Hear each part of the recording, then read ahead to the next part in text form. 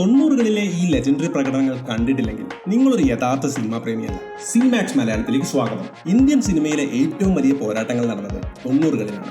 നിന്നെ പോലുള്ള സ്നോബുകൾക്ക് സെൻസ് ഉണ്ടാവണം, സെൻസിബിലിറ്റി ഉണ്ടാവണം, സെൻസിറ്റിവിറ്റി ഉണ്ടാവണം. ഇന്ന് നമ്മൾ നോക്കാൻ പോകുന്നത് 1990 മുതൽ 2000 വരെ മികച്ച നടനുള്ള ദേശീയ പുരസ്കാരം നേടിയ പ്രതിഭകളെയാണ്. ഏറ്റവും നല്ല നടനുള്ള ദേശീയ അവാർഡ് ഭാരതത്തിലെ അഭിനയത്തിന് ശ്രീ മോഹൻലാലിന്. ഒപ്പം ഓരോ വർഷവും അവർക്ക് തൊട്ടു പിന്നിൽ കോമ്പറ്റീഷൻ നൽകി 2ാം സ്ഥാനത്തെത്തിയ ലെജൻഡറി പ്രകടനങ്ങളും നമ്മൾ വെളിപ്പെടുത്തുന്നു. 38ാമത് നാഷണൽ അവാർഡുകൾ പ്രഖ്യാപിക്കുമ്പോൾ 1990-ൽ മികച്ച നടൻ മറ്റാരുമല്ല, സാക്ഷാൽ അമിതാഭ് ബച്ചനായിരുന്നു.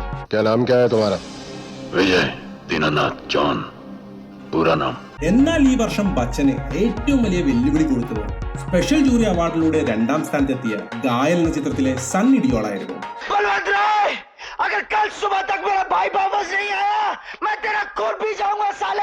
അഗ്നിപത്തിലെ വിജയ് ദീനാനാഥ് ചൗഹാൻ എന്നീ കഥാപാത്രത്തിന് ബച്ചൻ നൽകിയ ആ പ്രത്യേക ശബ്ദവും മാനറിസങ്ങളും ഇന്നും ഒരു കൾട്ട് ക്ലാസിക്കാണ്. മറുവശത്ത് സണ്ണി ഡിയോളുടെ കരിയറിലെ ഏറ്റവും പവർഫുൾ ആക്ഷൻ പ്രകടനമായിരുന്ന ഗായൽ. മലയാളികളുടെ അഭിമാനം ഉയർത്തിക്കൊണ്ട് 1991-ൽ 39ാമത് ദേശീയ അവാർഡ് നമ്മുടെ മോഹൻലാൽ സ്വന്തമാക്കി. എന്ത് പ്രായച്ചിത്തമാണ് ഞാൻ ചെയ്യേണ്ടത്? ഏത് അഗ്നിയിലാണ് ദഹിക്കേണ്ടത്? എന്നാൽ ഈ വർഷം അവസാന റൗണ്ട് വരെ ലാലേട്ടന് ഒപ്പത്തിനൊപ്പം നിന്നത് അമരം സിനിമയിലെ മമ്മൂക്കയുടെ അച്ചൂട്ടി എന്ന ഐക്കോണിക് കഥാപാത്രമായിരുന്നു.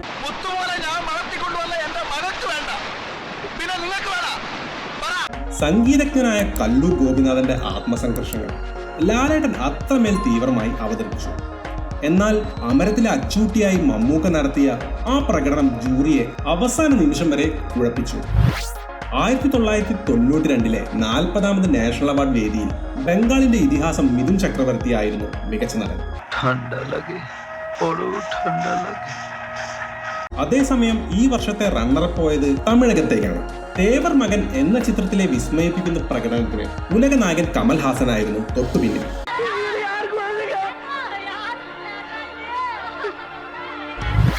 ഇനി 1993 ഈ വർഷം ഇന്ത്യ മുഴുവൻ ഞെട്ടിയത് മമ്മൂക്കയുടെ ആ അഭിനയ റേഞ്ച് കണ്ടാണ്. കാരണം 2 വ്യത്യസ്ത ചിത്രങ്ങളിലെ പ്രകടനത്തിനാണ് ആ 41ാമത് ദേശീയ പുരസ്കാരം അദ്ദേഹത്തെ തേടിയെത്തിയത്. 93-ൽ ഒരു വശത്ത് മമ്മൂക്കയുടെ വിധേയം, മറുവശത്ത് ലാലേട്ടന്റെ ദേവാസുരം. അവാർഡ് ശരിക്കും അർഹിച്ചത് ആരാണ്? യെസ്, 1993-ലെ നമ്മുടെ റണ്ണറപ്പ് സാക്ഷാൽ മംഗലശ്ശേരി നീലകണ്ഠൻ തന്നെ. എന്റെ ഭീഷണി എന്ന് പറഞ്ഞ ചില ഊച്ചാളി രാഷ്ട്രീയക്കാരെ കൂട്ട് സ്ഥലം മാറ്റിക്കളയെന്നൊന്നാവില്ല, കൊന്നുകളയും ഞാൻ. 1994-ലെ 42ാമത് ദേശീയ പുരസ്കാര വേദി. അന്ന് ആ ചരടിൽ കോർത്ത് സ്വർണ്ണ മെഡൽ സ്വന്തമാക്കിയത് ബോളിവുഡിന്റെ കരുത്തുറ്റ താരം നാനാ പടേക്കറാണ്. തിയേറ്ററുകളെ ഇളക്കി മറിച്ച പെർഫോമൻസ്. എന്നാൽ ഈ വർഷം സ്പെഷ്യൽ മെൻഷൻ പുരസ്കാരത്തോടെ റണ്ണറപ്പ് ആയത് നമ്മവർ എന്ന ചിത്രത്തിലെ പ്രകടനത്തിന് കമൽ ഹാസൻ ആയിരുന്നു. ഒപ്പം മോഹൻലാലിന്റെ പിൻഗാമിയും കോമ്പറ്റീഷനിൽ ഉണ്ടായിരുന്നു. ക്രാന്തി വീറിലെ നാനാ പടേക്കറുടെ വിറയ്ക്കുന്ന ശബ്ദത്തിലുള്ള ആ പ്രസംഗം തിയേറ്ററുകളെ പിടിച്ചുലച്ചു. എങ്കിലും നമ്മവരിലെ കോളേജ് പ്രൊഫസറായി വന്ന കമൽ ഹാസൻ പിൻഗാമിയിലെ ലാലേട്ടനും ഒട്ടും പിന്നിലായിരുന്നില്ല. ഇനി 1995 വെള്ളിത്തിരയിൽ സാക്ഷാൽ ഗാന്ധിജിയായി വേഷമിട്ട് ഇന്ത്യയെ ഒന്നടങ്കം അത്ഭുതപ്പെടുത്തിയ രജിത് കപൂറിലൂടെയാണ് ആ വർഷത്തെ നാഷണൽ അവാർഡ് തിളങ്ങിയത്. Has it mattered that he is a Parsi and you are a Muslim and I a Hindu? Why should it matter whether they are Christians or that they speak Tamil or Telugu? എന്നാൽ ഈ വർഷം കേരളത്തിൽ first prize മറ്റൊരാൾക്കായിരുന്നു. National award ജൂറിക്ക് വലിയൊരു വെല്ലുവിളി നൽകിയ ആ വർഷത്തെ മികച്ച നടനുള്ള സംസ്ഥാന അവാർഡ് നേടിയ ലാലേട്ടന്റെ സ്ഫടികത്തിലെ ആടുതോമയാണ് നമ്മുടെ റണ്ണർ. ഇതിന്റെ പുത്തൻ റേവൻ ഗ്ലാസ് ഇത് ചവിട്ടിപ്പൊട്ടിച്ചതിന്റെ കാലയും വിട്ടു. മഹാത്മാഗാന്ധിയായി രജിത് കപൂർ പകർന്നാടിയപ്പോൾ കേരളത്തിൽ സ്ഫടികത്തിലെ ആടുതോമ തരംഗം സൃഷ്ടിക്കുകയായിരുന്നു. 1996-ൽ ഇന്ത്യ മുഴുവൻ സേനാപതിയെ ഏറ്റുവാങ്ങിയ വർഷം. തന്റെ ഡെഡിക്കേഷൻ കൊണ്ട് കമൽ ഹാസൻ നാഷണൽ അവാർഡ് വേദിയിൽ ഒന്നാമനായി തിളങ്ങിയ നിമിഷം. அவனுக்கு வலிக்க கூடாதுங்கிறதுக்காகவே மீசை இழந்த சேனாபதி இன்னைக்கு அவனை இழக்க தயாராயிட்டான். ഈ വർഷം അവസാന നിമിഷം വരെ മത്സരത്തിൽ ഉണ്ടായിരുന്ന റണ്ണറപ്പ് ആരാണെന്ന് ഗസ്റ്റ് ചെയ്യാൻ പറ്റുമോ നിങ്ങൾക്ക്? അത് മറ്റാരുമല്ലായിരുന്നു, കാലാപാനി എന്ന ചിത്രത്തിൽ ഗോവർദ്ധനായി ജീവിച്ച മോഹൻലാൽ ആയിരുന്നു. Every Indian will realize that India has only one religion, that is patriotism. സേനാപതി എന്ന കഥാപാത്രത്തിന് വേണ്ടി കമൽ ഹാസൻ നടത്തിയ ആ മേക്ക് ഓവർ ലോകത്തെ തന്നെ അത്ഭുതപ്പെടുത്തി. എന്നാൽ കാലാപാനിയിലെ ഗോവർദ്ധനായി ലാലേട്ടൻ അനുഭവിച്ച ശാരീരിക യാതനകൾ പ്രേക്ഷകരുടെ കണ്ണ് നിറയ്ക്കുന്നതുമായിരുന്നു.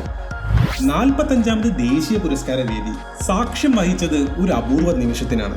മികച്ച നടനുള്ള അവാർഡ് പ്രഖ്യാപിച്ചപ്പോൾ 1ാം സ്ഥാനത്ത് ഒരാളല്ല, മറിച്ച് മലയാളത്തിന്റെ 2 സൂപ്പർ താരങ്ങളായിരുന്നു.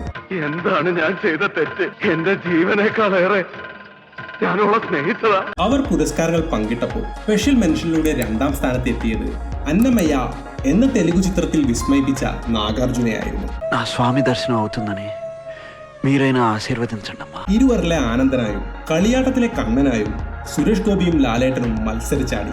ഇവർക്കൊപ്പം തന്നെ അന്നമയ്യയിലെ ഭക്തിസാന്ദ്രമായ പ്രകടനത്തിലൂടെ നാഗാർജുനയും റേസിലുണ്ടായിരുന്നു. 46ാമത് ദേശീയ പുരസ്കാര വേദി സാക്ഷ്യം വഹിച്ചത് 2 ഇതിഹാസ പ്രകടനങ്ങൾക്കാണ്. If any of you feel that I'm not qualified to teach you and would like to leave, feel happy to do so now.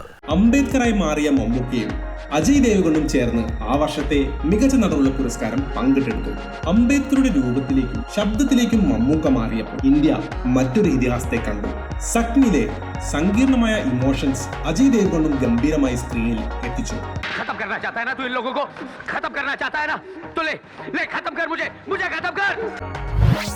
1999 വാനപ്രസ്ഥത്തിലൂടെ Mohanlal ഇന്ത്യയെ ഞെട്ടിച്ച നിമിഷം. കുഞ്ഞിക്കുട്ടൻ എന്ന ഇതിഹാസ കഥാപാത്രത്തിലൂടെ ആ 1ാം സ്ഥാനം ലാലേട്ടൻ അർഹതയോടെ നേടിയെടുത്തു. സമസ്ത സുഖദുഃഖങ്ങളും വന്ന് നിറയുന്ന ആ മനോഹര മുഹൂർത്തത്തിന് കാത്തിരിക്കുക.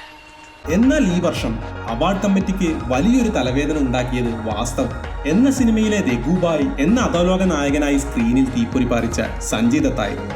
സഞ്ജയ് ദത്താണ് ആ റണ്ണറപ്പ്.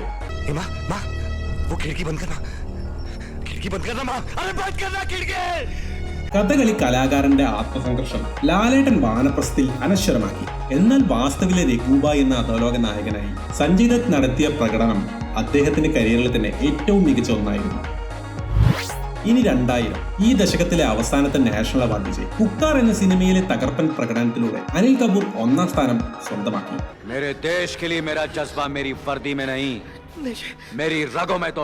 ആക്ഷനും രാജ്യസ്നേഹവും നിറഞ്ഞ ഈ പ്രകടനത്തിന് തൊട്ടു പിന്നാലെ 2ാം സ്ഥാനത്ത് എത്തിയത് മറ്റാരുമല്ല, സാക്ഷാൽ മമ്മൂക്കയാണ്. അരയന്നങ്ങളുടെ വീട് എന്ന സിനിമയിലെ രവീന്ദ്രനാഥിലൂടെ നമ്മളെ വീണ്ടും കരയിപ്പിച്ച ആ പ്രകടനം. നിങ്ങൾക്ക് ഞാൻ ആരുമല്ലെങ്കിലും നിങ്ങൾ എന്റെ ഏട്ടനാണ്, എന്റെ ചോര. മമ്മൂക്കയുടെ ആ തകർപ്പൻ പ്രകടനത്തിനാണ് ഇവിടെ 2ാം സ്ഥാനം. അപ്പം മച്ചാമാരെ, ഇതായിരുന്നു 90കളിലെ അവാർഡ് വിശേഷങ്ങൾ. ഇതിൽ നിങ്ങളുടെ ഫേവറേറ്റ് റണ്ണർ പെർഫോമൻസ് ഏതാണെന്ന് കമന്റ് ബോക്സിലൂടെ അറിയിക്കണം. ഇതുപോലുള്ള സിനിമാ വിശേഷങ്ങൾക്കായി സിനിമാക്സ് മലയാളം സബ്സ്ക്രൈബ് ചെയ്യാനും മറക്കരുത്. അടുത്തൊരു കിടലൻ വീഡിയോയുമായി കാണാം. Good bye.